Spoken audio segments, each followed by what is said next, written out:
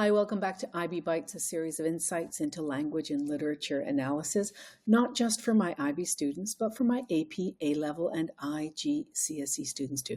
Today's focus is on analyzing opinions, specifically letters to the editor of the New York Times. The text type is an opinion page featuring a collection of letters to the editor in response to James Hansen's op-ed, Game Over for the Climate. The purpose of this opinion page is to foster a balanced dialogue by presenting diverse perspectives, supporting, critiquing, and questioning Hansen's claims about the urgency of addressing climate change and transitioning to a clean energy economy. A salient feature of these letters is their varied tone, which range from urgent and hopeful to dismissive and skeptical, reflecting the complexity of public discourse on this critical issue. Here's how those essentials form the introduction to the essay. Note that each essential is presented here. Here's a summary of each letter. David A. Scott supports Hansen's warnings using an urgent and serious tone. Eric Axelson criticizes Hansen through a dismissive and critical tone. Mark Reynolds aligns with Hansen, employing a passionate and hopeful tone. George Thomas questions Hansen by adopting a skeptical and cautious tone.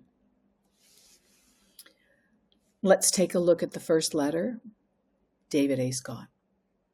Emotive diction, catastrophic, apocalyptic, combined with the intensifying language of sheer magnitude, create an urgent tone by stressing the overwhelming importance of the issue, compelling readers to recognize the immediacy and severity of the crisis.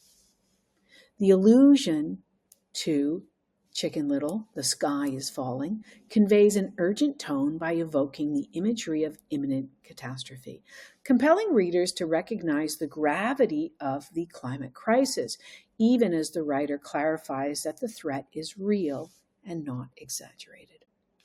The conditional warning "unless" creates a sense of immediacy, implying that failure to act will result in dire outcomes. Let's take a look at the next letter, Eric Axelson.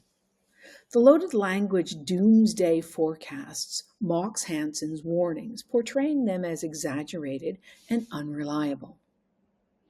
The refutation, in fact, used to introduce evidence to directly contradict Hansen's claims and undermine his credibility, establishes a critical and dismissive tone. The accusation of having a political agenda casts doubt on Hansen's motives, reinforcing the dismissive tone. Before we move on, please do take a moment to share this video with someone who might benefit from the information. Together, we can make a difference.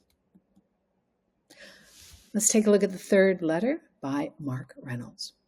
Alliterative "here's hoping" reflects optimism, while emotive, impassioned, and well-informed praises Hansen's stance with passion. The positive connotation "embraceable" conveys hopefulness, suggesting that the solution is practical and widely acceptable.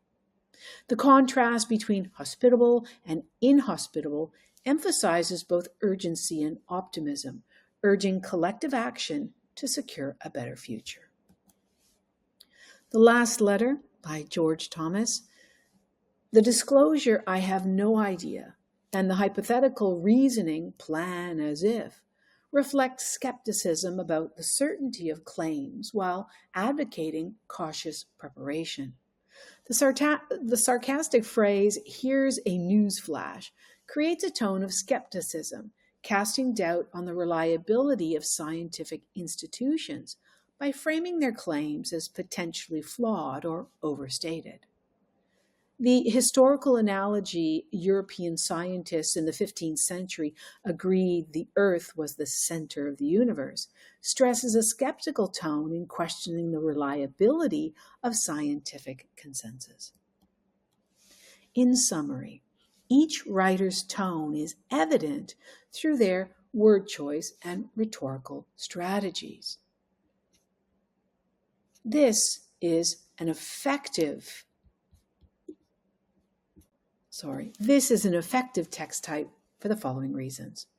The opinion page is effective because it offers a diversity of perspectives through a variety of viewpoints. Each writer's distinctive tone and strategies reflect the complexity of public discourse on climate change.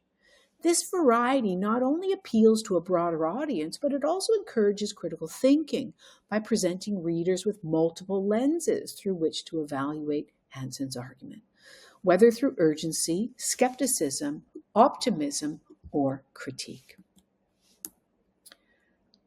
There's an ineffectiveness as well. The ineffectiveness of the variety of viewpoints is its balanced approach. The diversity of tones and perspectives, while engaging, may dilute the overall impact by failing to present a unified call to action. Readers might struggle to discern which viewpoint is the most credible or actionable. The full analysis of this paper is free, and it can be found under the blog section of my website, along with many other resources. Thanks for watching, and happy analyzing.